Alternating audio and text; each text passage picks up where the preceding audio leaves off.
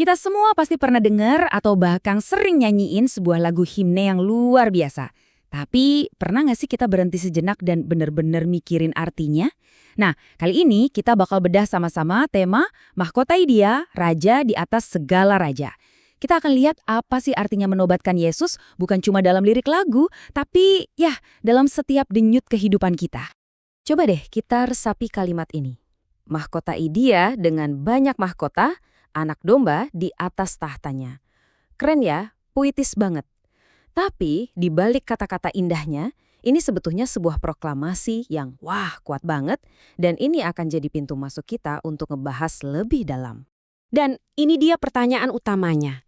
Gimana ceritanya dua gambaran yang kayaknya bertolak belakang banget, raja yang perkasa sama anak domba yang lembut yang dikorbankan bisa nyatu dalam satu pribadi. Ini yang bikin penasaran kan? Yuk kita bedah bareng. Ternyata ini emang bukan sekedar lagu yang enak didengar. Para penulisnya, Matthew Bridges dan Godfrey Thring, punya satu tujuan besar. Ngingetin kita semua kalau Yesus itu bukan cuma juru selamat yang menebus dosa kita, tapi juga seorang raja yang pantas kita mahkotai di setiap aspek hidup. Sebuah ide yang kalau dipikir-pikir radikal banget. Oke, supaya kita paham, kita mulai dari fondasinya dulu ya. Kita lihat konsep mahkota dan tahtanya. Gimana sih Yesus itu digambarkan sebagai raja yang sekarang ini sedang berkuasa di surga? Poin pentingnya tuh ini. Kita nggak lagi ngomongin buku sejarah, kita ngomongin realitas saat ini.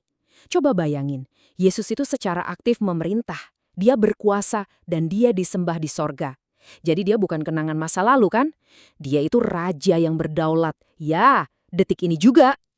Dan ini bukan interpretasi baru loh, Kitab Wahyu dengan gamblang banget ngasih kita gambaran sorga.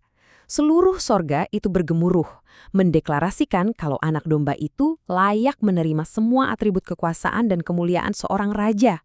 Luar biasa. Nah terus artinya buat kita apa? Coba pikirin deh, waktu hidup lagi berantakan, waktu dunia kayaknya kacau balau, gambaran tahta yang kokoh ini jadi pengingat buat kita. Iman kita itu bukan ke sebuah ide abstrak, tapi ke raja yang hidup, yang pegang kendali penuh, bahkan di tengah badai sekalipun. Oke, sekarang kita pindah ke bagian kedua. Dan disinilah letak paradoksnya yang menurut saya paling menarik.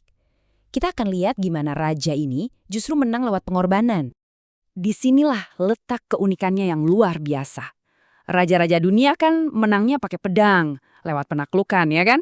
Tapi raja yang satu ini, dia jungkir balikin semua logika itu.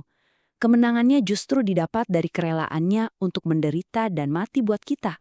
Coba lihat perbandingan ini. Ini keren banget buat nunjukin bedanya. Kontrasnya jelas banget kan? Pedang dilawan dengan pengorbanan. Istana yang megah dilawan dengan kayu salib.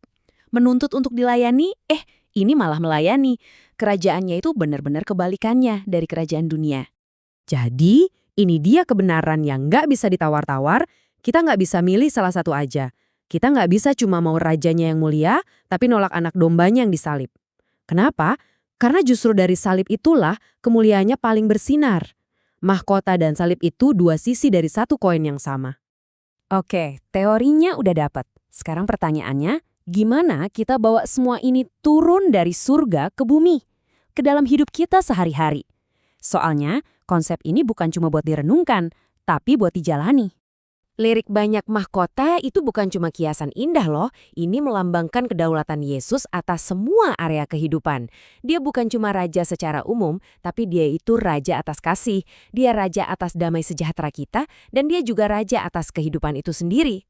Nah, ini dia sebuah tantangan yang jujur aja cukup tajam. Ternyata sangat mungkin loh seseorang menerima Yesus sebagai juru selamat, sebagai tiket ke surga, tapi menolak untuk menyerahkan kendali hidupnya kepada Dia sebagai raja. Dan itu adalah dua hal yang berbeda. Mari kita tanya diri kita sendiri dengan jujur.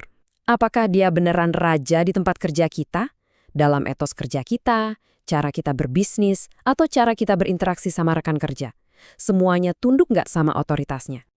Lalu, gimana dengan rumah kita? Apakah cara kita mengasihi pasangan, mendidik anak-anak, bahkan mengelola keuangan kita, itu semua mencerminkan nilai-nilai kerajaannya? Dan ini pertanyaan yang paling dalam. Siapa yang duduk di tahta hati kita? Jujur deh, apakah itu ambisi pribadi, keamanan finansial, atau dia? Siapa? Atau jangan-jangan apa yang sesungguhnya pegang kendali atas semua motivasi dan keinginan terdalam kita? Setelah merenungkan semua ini, kita sampai di bagian paling penting, respons kita. Terus, kita harus gimana? Apa yang harus kita lakukan untuk menjawab panggilan ini? Gini, nyanyiin mahkotai dia di gereja itu gampang.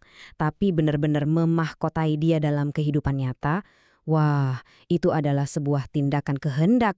Sebuah komitmen aktif yang kita ambil setiap hari, bukan cuma perasaan sesaat atau keyakinan yang pasif. Terus, wujudnya gimana secara praktis? Ada 3 langkah sederhana. Pertama, menyerahkan kehendak kita. Berani bilang, Tuhan, bukan mauku, tapi maumu yang jadi. Kedua, menaati firman-Nya, menjadikannya panduan utama hidup kita.